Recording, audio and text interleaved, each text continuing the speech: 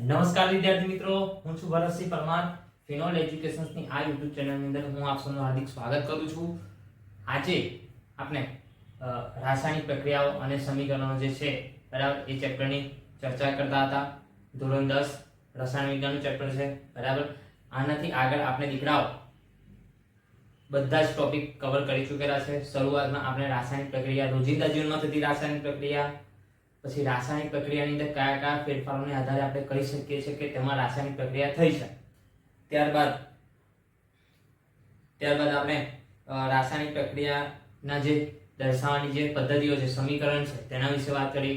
સંતુલિત સમીકરણ, અસંતુલિત સમીકરણ, સમીકરણને સંતુલિત કેવી રીતે કરવું, સંતુલિત કરવાની જરૂરિયાત કેમ પડે. ત્યારબાદ રાસાયણિક પ્રક્રિયાના પ્રકારોની અંદર પહેલો પ્રકાર સંયોગીકરણ પ્રક્રિયા. સંયોગીકરણ પ્રક્રિયાની અંદર જ આપણે ઉષ્માક્ષેપક પ્રક્રિયા વિશે પણ જોયું. ત્યાર પછી વિઘટન પ્રક્રિયા. વિઘટન પ્રક્રિયાની અંદર ત્રણ પેટા પ્રકાર: ઉષ્મીય વિઘટન, પ્રકાશીય વિઘટન અને વિદ્યુતીય વિઘટન. આ ત્રણે ત્રણ જે રાસાયણિક પ્રક્રિયાઓ છે એના વિશે જોઈ ગયા. તેની સાથે સાથે જ વિઘટન પ્રક્રિયાની અંદર ઉષ્મા શોષક પ્રક્રિયા વિશે પણ આપણે માહિતી મેળવી લીધેલી છે દીકરાઓ. અને હવે આજે આપણે વિસ્થાપન પ્રક્રિયા વિશે શરૂઆત કરવાની છે. તો હેડિંગ મેં લગાવી દીધું છે વિસ્થાપન પ્રક્રિયા. વાર ન લગાડતા શરૂઆત કરી દઈશું. સાથે સાથે એ વાત જરૂરથી જણાવીશ કે તમે નોટ્સ ચાલુમાં બનાવતા જજો અને વિડીયો જોવો છો તો એને લાઈક કમેન્ટ કરતા રહો બરાબર, જેથી મને પણ ખબર પડે તમે લોકો જોવો છો, તમને કંઈક શીખવા મળે છે. ઓકે, ચાલો વિસ્થાપન પ્રક્રિયા લગાવી દઈએ હેડિંગ. હવે જો વિસ્થાપન પ્રક્રિયાની અંદર એક રાસાયણિક પ્રક્રિયા માટે એક પ્રવૃત્તિ આપેલી છે. પ્રવૃત્તિ કઈ રીતની છે દીકરાઓ, આપણે રોજના રૂટીનમાં પણ જોઈ શકીએ છીએ કે લેબોરેટરીમાં જાઓ બેટા, લેબોરેટરીમાં જઈ અને આપણે એક ટેસ્ટ ટ્યુબ લેવાની. ટેસ્ટ ટ્યુબ લઈ તેમાં કોપર સલ્ફેટનું દ્રાવણ કરો બરાબર. હવે તમને અને મને બધાને ખબર હોય દીકરાઓ કે કોપર સલ્ફેટનું દ્રાવણ કેવા રંગનું હોય, તો કે બ્લુ રંગનું હોય બરાબર. વાદળી રંગનું દ્રાવણ ધરાવતું હોય છે. કોપર સલ્ફેટનું દ્રાવણ કેવા રંગનું હોય? વાદળી રંગનું બરાબર. એટલે આપણે પહેલા વાદળી રંગ દર્શાવી દઈએ. કોપર સલ્ફેટનું દ્રાવણ જે છે મેં અહીંયા વાદળી રંગનું દ્રાવણ દર્શાવી દીધું છે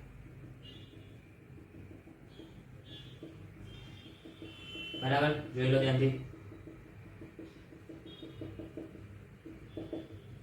આ સૌથી વધારે આપણે વાદળી રંગ દર્શાવે છે વધારે પૂરતો બરાબર.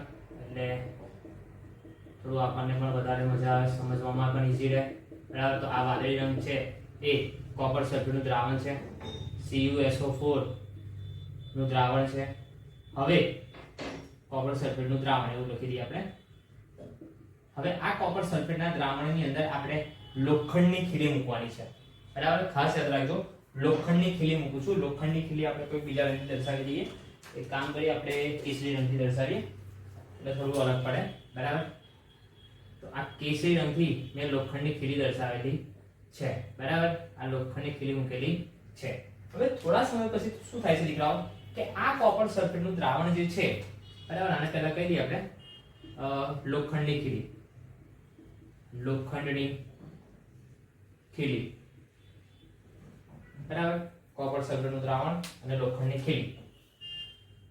આ આપણી કસનળી છે, કસનળી બરાબર. હવે થોડા સમય પછી શું થાય છે દીકરાઓ કે આ કોપર સલ્ફેટનું જે દ્રાવણ જે છે વાદળી રંગનું હતું, એ વાદળી રંગ ધીમે ધીમે શું થાય છે? આછો થવા લાગે છે. ધીમે ધીમે શું થાય છે? આછો થવા લાગે છે. એટલે એમાંથી બ્લુ કલર ધીમે ધીમે ગાયબ થઈ જાય છે. એટલે ધીમે ધીમે શું થાય છે કે વાદળી રંગમાંથી કેવો રંગ આવે છે? રંગવિહીન આવે છે. એટલે આ રંગ કઈ આપણે રંગવિહીન વિચારીને ચાલીએ છીએ, રંગવિહીન બને છે. અને એમાંથી બહાર કાઢેલી જે ખીલી છે દીકરાઓ, એ ખીલીની ઉપર, ખીલી આપણે કેવા રંગની? કેસરી તો ખીલી દર્શાવી દઈએ.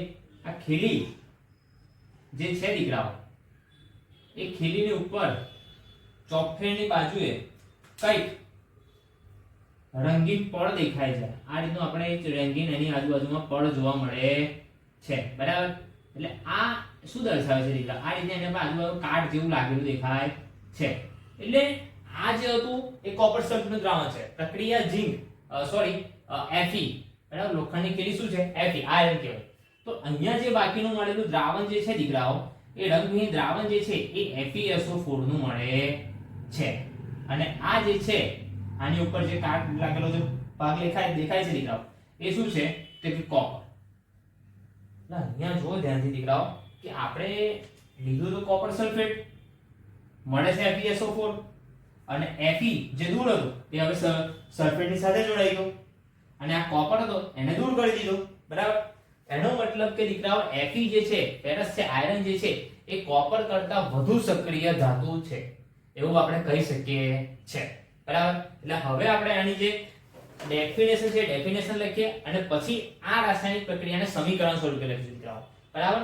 સમજણ પડી ગઈ તો લાઈક આપી દેજો. હવે જઈએ આગળ. જો એટલે અહીંયા જે વિસ્થાપન પ્રક્રિયા છે એનો મતલબ શું થાય દીકરાઓ તો કે જે રાસાયણિક પ્રક્રિયામાં ડેફિનેશન લખી કેવી લખાય. બરાબર. જે રાસાયણિક પ્રક્રિયામાં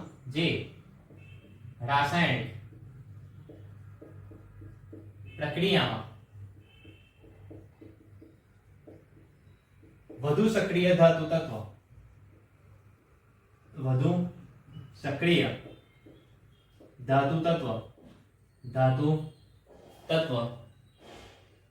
તત્વ ઓછા સક્રિય ધાતુ તત્વનું તેના સંયોજનમાંથી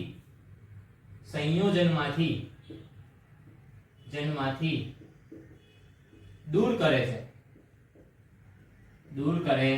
છે. આ પ્રક્રિયાને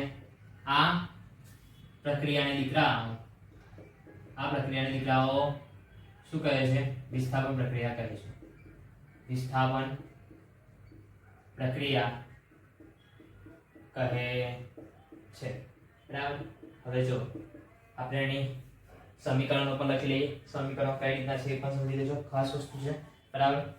સમીકરણો કઈ રીતના છે જો ધ્યાન આપજો કે આપણી પાસે અત્યારે શું હતું? Fe હતું પહેલા. બરાબર.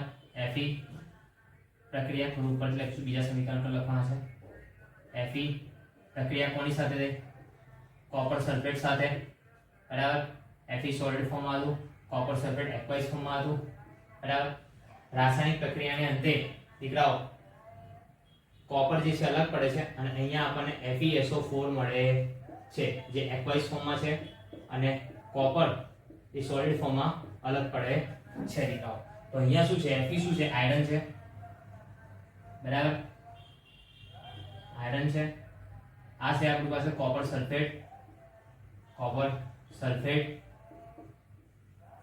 અહીંયા શું મળે છે દીકરાઓ? ફેરસ સલ્ફેટ અથવા આયરન સલ્ફેટ, તમે જે કહેશો તે સલ્ફેટ. અને આ શું થઈ ગયું આપણો? કોપર. એટલે અહીંયા શું દર્શાવે દીકરાઓ કે જે Fe જે છે એ કોપર કરતા વધુ સક્રિય છે. સક્રિયતાના આધારે કોણ આગળ આવશે? Fe આગળ છે. બરાબર. બીજી વસ્તુ દર્શાવે દીકરાઓ કે આપણે ઝીંકની પ્રક્રિયા કરીએ. ઝીંક જે છે એ કોપર સલ્ફેટ સાથે પ્રક્રિયા કરે છે અને ઝીંક ZnSO4 એક્વાઇસ ફોર્મમાં આપણને મળે છે દીકરાઓ અને બીજું કોપર અલગ પડે છે. અહીંયા પણ જો દીકરાઓ કે ઝીંક જે છે એ કોપર કરતા વધુ સક્રિય છે. આ શું છે? Copper sulphate. આ શું છે? ઝીંક સલ્ફેટ અને આ શું છે બેટા? કોપર છે. બરાબર દીકરાઓ. તો અહીંયા પણ આ પણ રાસાયણિક પ્રક્રિયામાં શું દર્શાવે દીકરાઓ કે આપણી પાસે રહેલો જે ઝીંક છે. બરાબર. કોણ? તો કે આપણી પાસે રહેલો જે ઝીંક છે એ કોપર કરતા વધુ સક્રિય છે એવું આપણે કહી શકીશું દીકરાઓ. બરાબર. ઝીંક એ કોપર કરતા વધુ સક્રિય છે. બરાબર. ચાલો બીજી એક પ્રક્રિયાનું ઉદાહરણ લઈ લઈએ કે આપણે લઈ લઈએ Pb લેડ અને CuCl2. બરાબર. Pb plus CuCl2. Pb solid ફોર્મમાં છે, CuCl2 એક્વાઇસ ફોર્મમાં છે. બને છે શું? PbCl2. બરાબર. એક્વાઇસ ફોર્મમાં અને આપણને અહીંયા શું મળે છે? કોપર. બરાબર. જે સોલિડ ફોર્મમાં હશે. તો અહીંયા પણ દીકરાઓ જો કે મારી પાસે આ શું છે, લેડ છે, લેડ, આ કોપર ક્લોરાઇડ છે, કોપર ક્લોરાઇડ,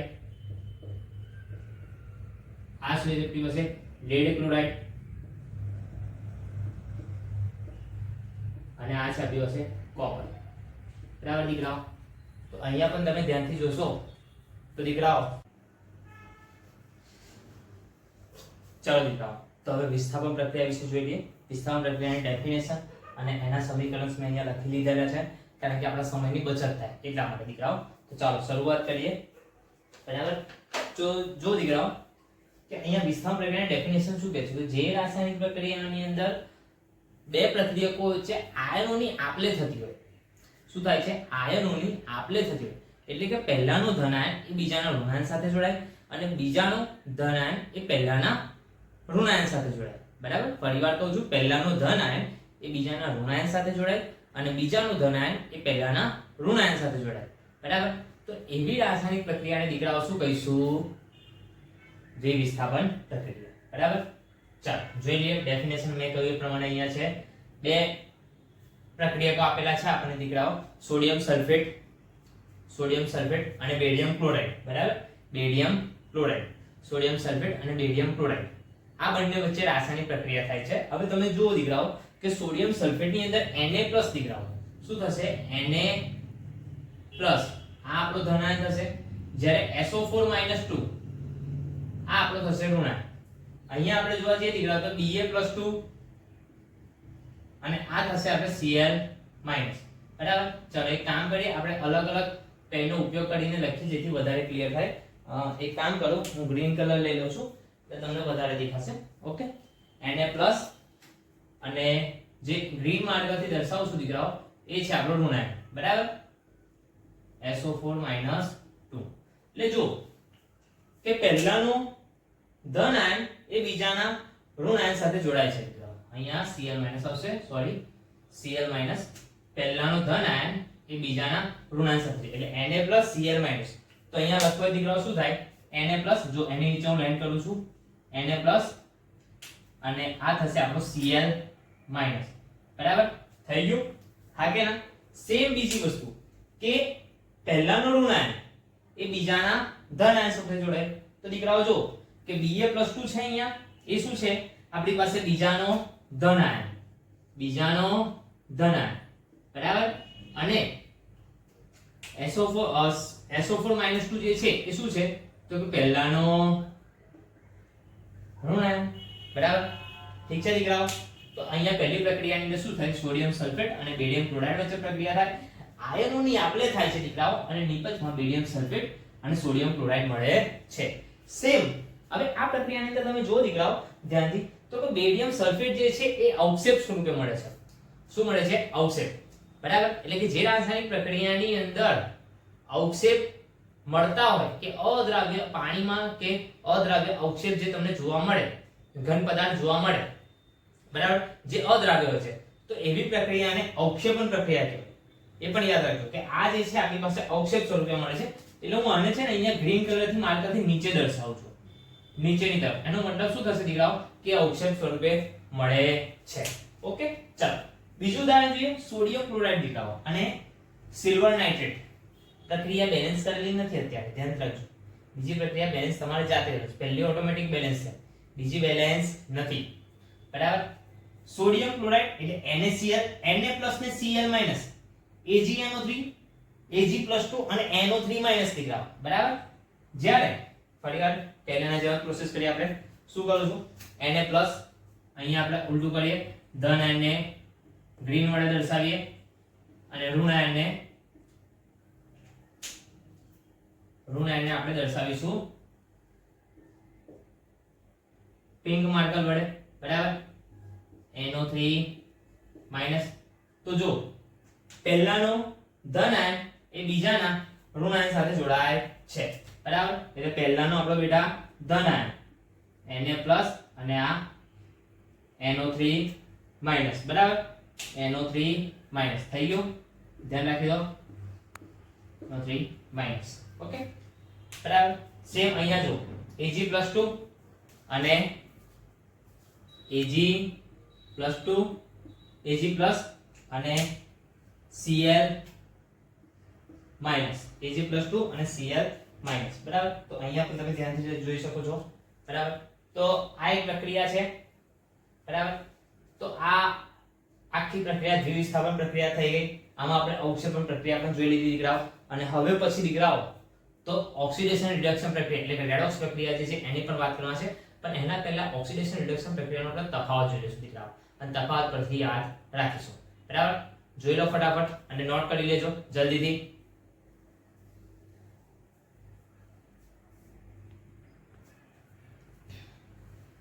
ચાલો દીકરાઓ, હવે ઓક્સિડેશન અને રિડક્શન પ્રક્રિયાનો તફાવત સ્વરૂપે આપણે જોઈએ એટલે આપણને ઈઝી રહેશે, બરાબર. ચાલો, તો ઓક્સિડેશન અને રિડક્શન પ્રક્રિયા આપણે સમજવી છે તો હું હેડિંગ લગાવી દઉં દીકરાઓ. ઓક્સિડેશન પ્રક્રિયા અને રિડક્શન મેં કહ્યું એ પ્રમાણે તફાવત સ્વરૂપે આ બાજુ હું લખી દઉં છું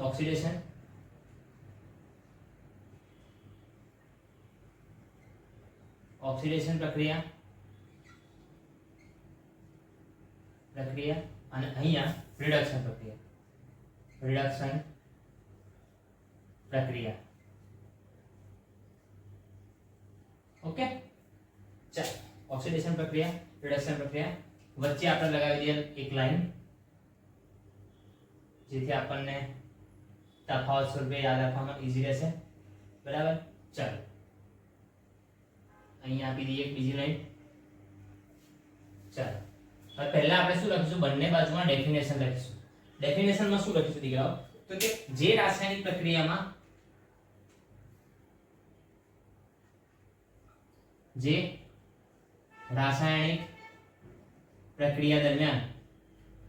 પ્રક્રિયા દરમિયાન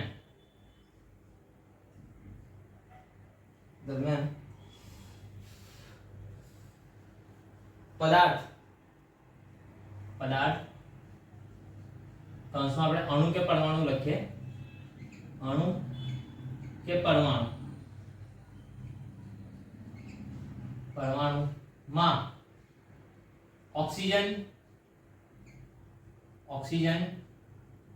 એક કામ કરીએ, આને થોડું અલગથી લખીએ. ઓક્સિજન ઉમેરાય,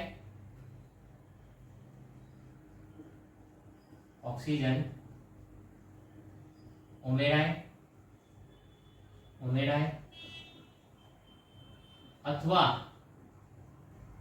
હાઇડ્રોજન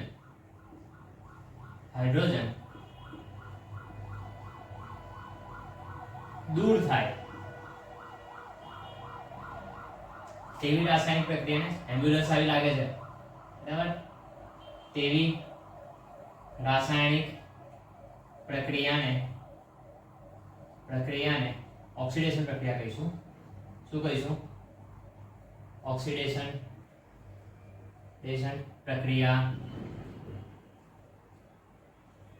કહે છે, બરાબર. ચાલો આવી ગઈ ડેફિનેશન. તો બેટા બાજુની ડેફિનેશન તમે જાતે લખી શકશો, છતાં પણ હું લખું છું, એક આગળ પૂછે લખીએ, બરાબર. જે રાસાયણિક પ્રક્રિયા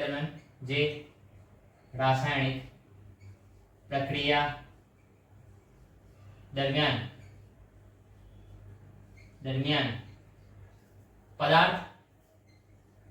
પદાર્થ ફરીવાર અણુ કે પરમાણુ લખી દઈએ, અણુ કે પરમાણુમાં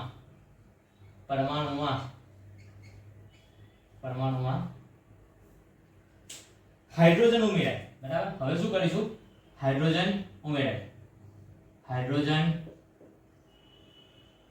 ઉમેરાય અથવા ઓક્સિજન દૂર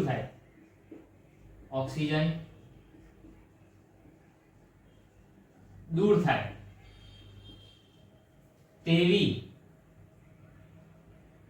રાસાયણિક પ્રક્રિયાને રિડક્શન પ્રક્રિયા કહીશું.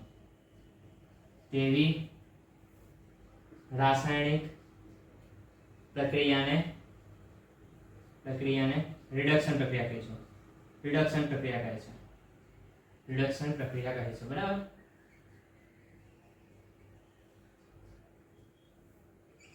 કહે છે. ઓકે, ચાલો હવે આપણે તેના ઉદાહરણ જોઈ લઈએ. પહેલું જ ઉદાહરણ દીકરાઓ, શરૂઆતનું જ આપણે ઉદાહરણ લઈ લઈએ. જ્યારે શરૂઆત કરી ત્યારે પહેલી જે પ્રવૃત્તિ હતી શું તો કે મેગ્નેશિયમ વત્તા O2 gives મેગ્નેશિયમ ઓક્સાઇડ બરાબર અહીંયા જોવો છો દીકરાઓ કે મેગ્નેશિયમ ની અંદર ઓક્સિજનનો ઉમેરો થાય છે એટલે હું અહીંયા લખી દઈશ દીકરાઓ કે ઓક્સિજન ઉમેરાય છે અહીંયા ઉપર શું લખીશ ઓક્સિજન ઉમેરાય છે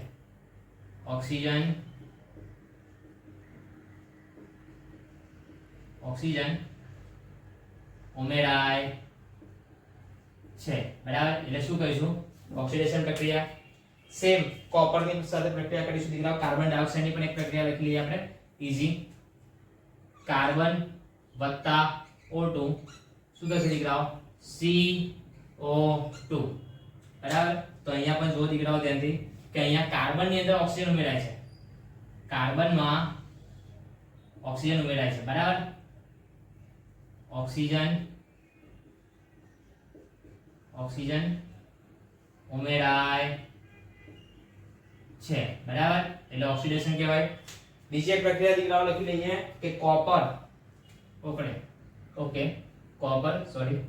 કોપર O2 બરાબર 2CO બરાબર તો અહીંયા પણ આ પ્રક્રિયા જો ત્યાંથી કે કોપર ની અંદર ઓક્સિજન ઉમેરાય છે એટલે અહીંયા આપણે લખી દઈશું કોપર માં ઓક્સિજનનો ઉમેરો થાય છે એટલે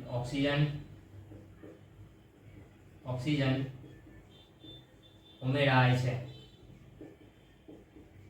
બરાબર એટલે આ ત્રણ ઉદાહરણ છે દીકરાઓ કે જેની અંદર ઓક્સિજન ઉમેરાય છે એટલે તેને ઓક્સિડેશન પ્રક્રિયા કહેવાય બરાબર ચાલો રિડક્શન પ્રક્રિયાના પણ થોડા ઉદાહરણ જોઈ લઈએ બરાબર copper oxide plus hydrogen copper oxide plus hydrogen બરાબર કોપર ઓક્સાઇડ પ્લસ હાઇડ્રોજન એટલે Cu પ્લસ H2O બરાબર કોપર ઓક્સાઇડ પ્લસ CuH2O બરાબર એટલે અહીંયા શું થાય છે દીકરાઓ ધ્યાનથી જોજો ગરમી વધારે છે બરાબર શું થાય છે તો કે હાઇડ્રોજન જે છે એ ઓક્સિજનમાં ઉમેરાય છે બરાબર એટલે આપણે અહીંયા કહીશું કે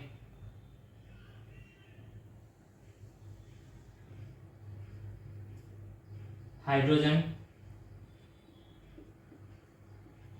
ઉમેરાય બરાબર એવું લખીએ તો પણ ચાલે હાઇડ્રોજન ઉમેરાય એવું કહીશું તો પણ ચાલશે બરાબર બીજી વસ્તુ CO2 છે એની પર એક પ્રક્રિયા લખી દઈએ હવે છેલ્લા બે ઉદાહરણ જે છે તમારે જાતે કહેવાનું રહેશે બરાબર કે એમાં શું ચેન્જીસ આવે છે CO2 વત્તા H2O બરાબર CO2 વત્તા H2O આમાં બીજી રીતે આપણે એવું પણ કહી શકીએ કે ઓક્સિજન દૂર થાય છે બરાબર એ પણ સરળ રહેશે હાઇડ્રોજન ઉમેરાય છે થોડું ઓકવર્ડ લાગશે પણ આપણે એક કામ કરીએ અહીંયા લખીએ કે હાઇડ્રોજન ની જગ્યાએ ઓક્સિજન દૂર થાય છે ઓક્સિજન દૂર થાય છે બરાબર તો પ્રક્રિયાને સમજવામાં બહુ ઈઝી રહેશે સેમ અહીંયા પણ કાર્બન વત્તા H2O બરાબર કાર્બન વત્તા H2O તો અહીંયા ધ્યાનથી જુઓ કે કાર્બન ની અંદરથી ઓક્સિજન શું થાય છે દૂર થાય છે એટલે અહીંયા પણ લખી દેજો કે ઓક્સિજન દૂર થાય છે બરાબર અહીંયા આપણે આ જગ્યા પર આવશે અહીંયા બરાબર ઓક્સિજન દૂર થાય છે બરાબર બે ઉદાહરણ થઈ ગયા એક ત્રીજું છેલ્લું ઉદાહરણ લઈ લઈએ મેગ્નેશિયમ ઓક્સાઇડ વત્તા H2 આમાં તમારે જાતે કહેવાનું છે બરાબર Mg વત્તા H2O ઓકે તો આ થઈ ગઈ ઓક્સિડેશન અને રિડક્શન પ્રક્રિયા અને હવે પછી આપણે રેડોક્સ પ્રક્રિયા જોઈશું કે જેની અંદર ઓક્સિડેશન અને રિડક્શન બંને સાયમલ્ટેનિયસલી એક સાથે થતી હશે એકવાર નોટ કરી લેજો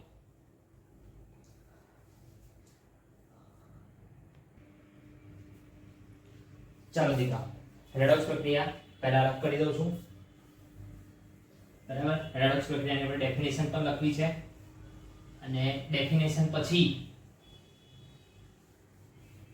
એના થોડા ઉદાહરણ પણ જોઈશું કે જેની અંદર ઓક્સિડેશન અને રિડક્શન પ્રક્રિયા બંને જોવા મળતી હોય બરાબર ચાલો આપણે જોઈ લઈએ રેડોક્સ પ્રક્રિયાની ડેફિનેશન લખી દઈએ હેડિંગ લગાવું છું રેડોક્સ પ્રક્રિયા લખાવો. શું? રેડોક્સ પ્રક્રિયા. રેડોક્સ પ્રક્રિયા. બરાબર. શું? તો કે જે રાસાયણિક પ્રક્રિયામાં દીકરાઓ, બરાબર યાદ રાખજો, જે રાસાયણિક પ્રક્રિયામાં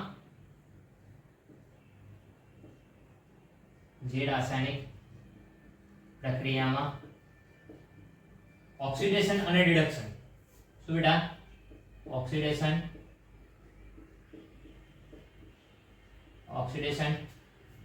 અને રિડક્શન એક સાથે થતું હોય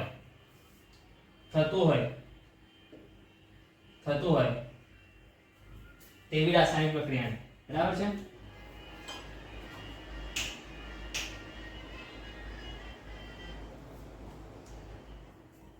એક સાથે થતું હોય તેવી રાસાયણિક પ્રક્રિયા હોય તેવી રાસાયણિક પ્રક્રિયાને રેડોક્સ પ્રક્રિયા કહે છે. બરાબર. એટલે આપણે જે પણ રાસાયણિક પ્રક્રિયા લખીશું દીકરાઓ, એમાં ઓક્સિડેશન પણ થતું હશે અને રિડક્શન થતું હશે. બરાબર. આપણે ઉદાહરણ લખી દઈએ. બરાબર. તો જોઈએ કે મારી પાસે અહીંયા કોપર ઓક્સાઇડ છે, જે બુકનું જે એક્ઝામ્પલ છે એ લઈએ છે પહેલા, અને હાઇડ્રોજન ઉમેરાય છે. બરાબર. ડાયહાઇડ્રોજન સાથે પ્રક્રિયા થાય છે, ઉષ્મા આપવામાં આવે છે, અને ઉષ્મા આપવામાં આવે અને નિપજની અંદર કોપર અને H2O. દીકરાઓ આ પ્રક્રિયાને ધ્યાનથી જોવો તો અહીંયા પ્રક્રિયાને આપણે ધ્યાનથી જોઈએ દીકરાઓ, તો અહીંયા આ જે કોપર છે એ કોપરમાંથી ઓક્સિજન શું થાય છે? દૂર થાય છે. જો કોપરમાંથી ઓક્સિજન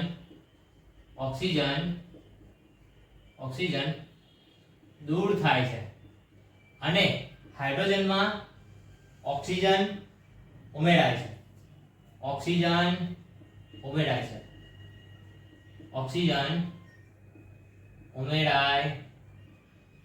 છે. બરાબર. હવે ઓક્સિજન દૂર થતો હોય દીકરાઓ, તો એવી રાસાયણિક પ્રક્રિયાને શું કહીશું? તો કે અહીંયા રિડક્શન થાય છે.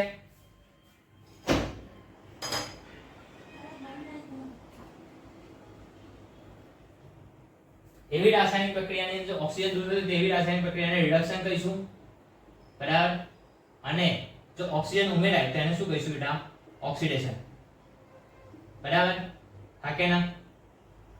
તો થઈ ગયો. અહીંયા ઓક્સિડેશન પણ થાય છે અને રિડક્શન પણ એક જ રાસાયણિક પ્રક્રિયામાં થાય છે બેટા. બરાબર. તો જાઓ આના પછીનું બીજું એક એક્ઝામ્પલ લઈએ. ઝિંક ઓક્સાઇડ ની પ્રક્રિયા આપણે કાર્બન સાથે કરવામાં આવે દીકરાઓ. તો આપણને કાર્બન મોનોક્સાઇડ અને ઝિંક મળે છે. દીકરાઓ ધ્યાનથી જો પ્રક્રિયા જો તમે, તો અહીંયા કાર્બન ની અંદર ઓક્સિજનનો ઉમેરો થાય છે દીકરાઓ. શું થાય છે? કાર્બન ની અંદર ઓક્સિજનનો ઉમેરો થાય છે. જો ઓક્સિજન ઉમેરાય એનો મતલબ શું કહેવાય? ઓક્સિડેશન અને ઝિંકમાંથી ઓક્સિજન દૂર થાય છે દીકરાઓ. જો ધ્યાનથી જુઓ તો કે ઝિંક જે છે એમાંથી ઓક્સિજન શું થાય છે? દૂર થાય છે. બરાબર. ઝિંકમાંથી ઓક્સિજન દૂર થાય છે. એટલે અહીંયા આપણે લખી દઈએ કે ઓક્સિજન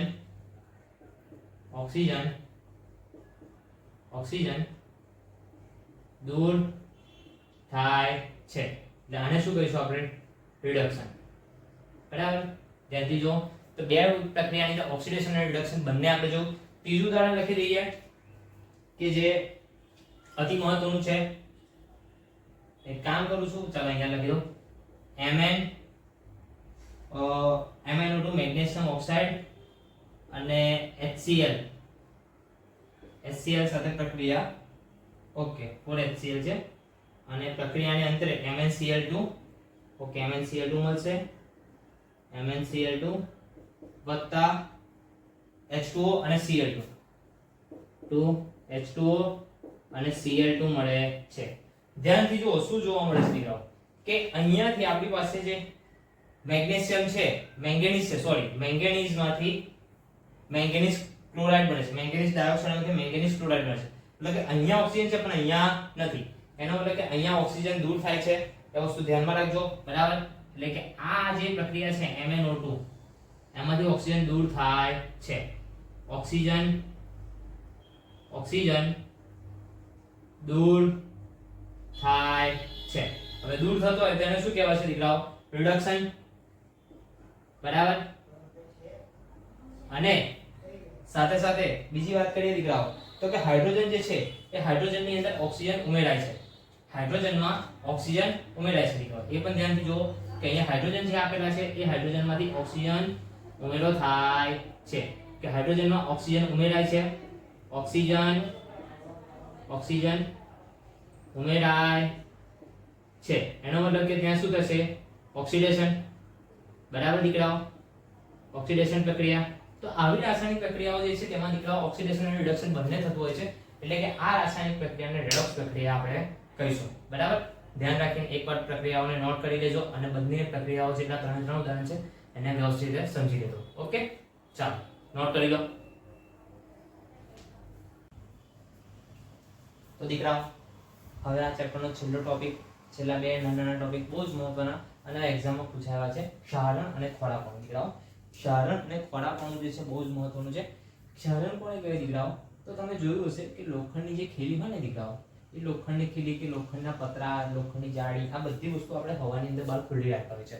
તો તેના પર અલગ અલગ ઋતુઓ બદલાય તેમ શું થાય છે તો તેની ઉપર ભેજ પડે, પાણી પડે, આ બધી વસ્તુઓ અવર્ણ પડતી રહે છે. અને જેના કારણે સૂર્યપ્રકાશ સાથે સાથે તો ધીમે ધીમે છે ને એ લોખંડ લાંબા સમય પછી એની ઉપર કથ્થાઈ રંગનો પાવડર તમને જોવા મળે છે. તો આ શું થયું કહેવાય દીકરાઓ? તો કે લોખંડનું ક્ષારણ થયું કહેવાય, બરાબર. એટલે ખાસ વસ્તુ યાદ રાખજો કે એસિડ અને ભેજની હાજરીમાં ધાતુને કાટ લાગે છે અને આ ધાતુને કાટ લાગવાની જે ક્રિયા છે એને શું કહેવાય? ક્ષારણ કહે છે. બીજી વસ્તુ, લોખંડને કાટ લાગે છે એની સાથે સાથે ચાંદી, બરાબર. ચાંદી જે સિલ્વર છે એ જે ઘરેણા પહેરે છે તો ઘરેણા લાંબા સમય કાળા પડી જાય છે, બરાબર. તેના પર કાળા રંગનું પડ વધી જાય છે. તો એ ચાંદીનું પણ ક્ષારણ થાય છે. સાથે સાથે આપણા ઘરે જો તાંબા પિત્તળના વાસણ હોય, એ તાંબા પિત્તળના વાસણને દિવાળી પર સાફ કરવામાં આવે ત્યારે લીંબુ ઘસવામાં આવે. કેમ એવું? તો કે એની ઉપર લીલા રંગનો જે કલર બાજી જાય છે, જે ક્ષારણ થાય છે એ જતું રહે એટલા માટે, બરાબર. તો એ જે તાંબા પિત્તળના વાસણ છે એના પર પણ કંઈક લીલા રંગનું પડ જોવા મળે છે. તો એ શું દર્શાવે? તો કે તાંબા પિત્તળનું ક્ષારણ થયું તેવું દર્શાવે છે. એટલે આ વસ્તુ દીકરાઓ મગજમાં ક્લિયર રાખજો. એટલે આપણે આ વસ્તુને ડિફાઇન કરવી હોય તો કેવી રીતે કરાય? તો કે જ્યારે ધાતુ પર તેની આસપાસના પદાર્થો કયા જેવા કે ભેજ, એસિડ વગેરે હુમલો થાય ત્યારે તેને નુકસાન થાય અને આ પ્રક્રિયાને શું કહેવાય? ક્ષારણ કહે છે. ક્ષારણના કારણે મોટા મોટા જહાજો આ બધી જ જગ્યાએ છે બહુ જ અઢળક પ્રમાણમાં આપણને લોખંડની રીતે અઢળક પ્રમાણમાં નુકસાન થતું હોય છે. ખાસ વસ્તુ યાદ રાખજો. પણ આ જે નુકસાન છે એનાથી બચવું હોય તો શું કરવું પડે? તો દીકરાઓ લોખંડ જે છે એ લોખંડને ક્ષારણથી અટકાવવું હોય દીકરાઓ તો એના પર રંગ લગાડવામાં આવે છે, ઓઇલ લગાડવામાં આવે, રંગ લગાડવામાં આવે, કાં તો તેલ, તૈલી પદાર્થ લગાડવામાં આવે છે. એના સિવાય બીજો એક વધારે ઉપાય કે લોખંડ કરતા એ જે ધાતુ છે એના કરતા વધુ સક્રિય કોઈ પણ ધાતુ હોય, દાખલા તરીકે લોખંડ કરતા વધારે સક્રિય ધાતુ ઝીંક છે તો ઝીંકનું તેના પર પડ ચડાવવામાં આવે છે. જે ધાતુ હોય એના કરતા વધારે સક્રિય ધાતુનું એના પર પડ ચડાવવામાં આવે છે. હવે આ પડ જે ચડાવવામાં આવે એ પદ્ધતિને શું કહેવામાં આવશે? ઝીંકનું પડ આપણે લગાવવું છે, બરાબર. તો આ પદ્ધતિને શું કહેવામાં આવશે? ગેલ્વેનાઇઝિંગ પદ્ધતિ કહેવાય, ગેલ્વેનાઇઝેશન, બરાબર. ગેલ્વેનાઇઝિંગ થયું કહેવાય અને એને કહેવાશે ગેલ્વેનાઇઝેશન, બરાબર. એવું જરૂરી નથી ઝીંક, પણ એના કરતા વધારે સક્રિય જે ધાતુ હોય એ આપણે ધાતુ લેવી જોઈએ. ખોરાપણું કોને કહેવાય? અત્યારે જ્યારે શિયાળો પત્યો હશે તો શિયાળા ચોખાની કે ઘઉં આપણે જે પાપડી બનતી હોય છે, બરાબર. એ પાપડી મમ્મી એકદમ પેપરવાળા ડબ્બાની અંદર પેક કરીને મૂકે છે.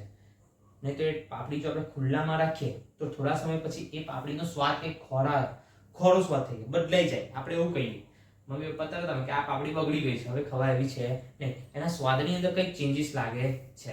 એટલે આપણી પાસે જે તૈલી અથવા ચરબીજન્ય જે ખોરાક હોય દીકરાઓ, આ ખોરાક જે છે એને ખુલ્લી હવામાં રાખવામાં આવે એટલે હવામાનની અંદર ઘણા બધા વાયુઓ છે, ઓક્સિજન છે, નાઇટ્રોજન છે, હાઇડ્રોજન છે, બધા જ વાયુઓ છે.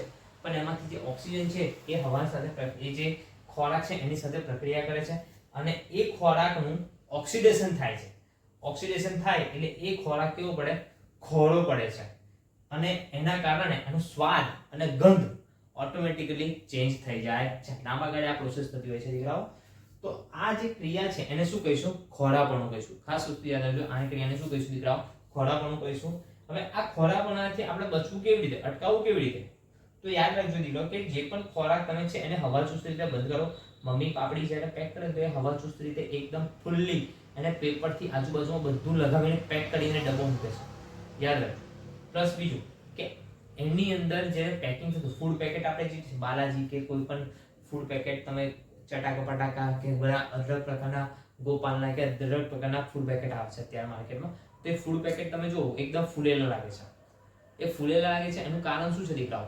તો કે એની અંદર એ જે ચિપ્સ જે છે, બટાકાની ચિપ્સ છે, કંઈ પણ છે, કેળાની વેફર છે, કોઈ પણ ચિપ્સ હોય, બરાબર, એ એનું ખોરાકનું ના થાય એટલે એની અંદર એન્ટીઓક્સિડન્ટ ભરવામાં આવે છે. હવે આ એન્ટીઓક્સિડન્ટ કયો? તો કે દીકરાઓ ડાયનાઇટ્રોજન વાળું. નાઇટ્રોજન વાળું છે એની અંદર પ્રેશરથી ભરવામાં આવે છે અને પછી એને એકદમ સીલ પેક રીતે, ફૂલ્લી પેક રીતે એકદમ બંધ કરવામાં આવે છે. જેના કારણે એ જે ચિપ્સ જે છે એ વાતાવરણની સંપર્કમાં આવતી નથી અને એનું ઓક્સિડેશન એકદમ અટકી જાય છે દીકરાઓ. એટલે આ થઈ ગયું દીકરાઓ આપણી પાસે ક્ષારણ અને ખોરાપણું. ખૂબ જ નાનો ટોપિક છે, અતિ મહત્વનો આવડે એવો છે, બરાબર. અહીંયા આપણું પહેલું ચેપ્ટર જે છે દીકરાઓ રાસાયણિક પ્રક્રિયાઓના સમીકરણ ફૂલ્લી ફિનિશ થાય છે. ઓકે, આ ચેપ્ટર પૂરેપૂરું અહીંયા પૂર્ણાહુતિ કરીએ છીએ, બરાબર. નેક્સ્ટ ટાઈમથી મળીશું દીકરાઓ, ત્યારે એસિડ બેઝ અને ક્ષાર ચેપ્ટર છે એના વિશે ચર્ચા કરીશું. ત્યાં સુધી મળીએ. જય શ્રી રામ. અને જો તમને વિડીયો સારા લાગતા હોય દીકરાઓ તો લાઈક કરજો, કમેન્ટ કરજો, જેથી મને પણ મોટિવેશન મળે કે હું હવે વિડીયો ફરીવાર બનાવતો, બરાબર. તો ખાસ વસ્તુ લાઈક કમેન્ટ કરી અને બીજાને પણ શેર કરજો.